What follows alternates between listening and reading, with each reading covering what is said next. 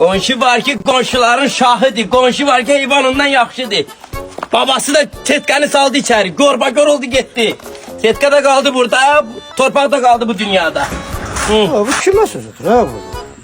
Bizden memnun olur ha bu. Ha mıkı. Ha şıkı. Nədir yine davada axtarsan ha yine. Ha setkanın dibine gel hala.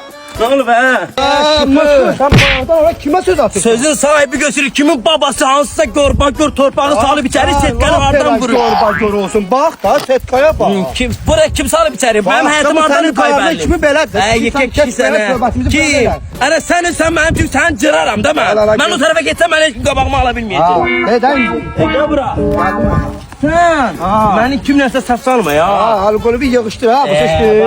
Bak uca sen uca burada benimle komşuluk eləmək istəmirsən. Ne? Sövgü mən məcburi sən kontrum var. Kontürüm var ha.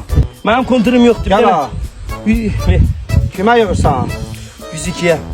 Aa.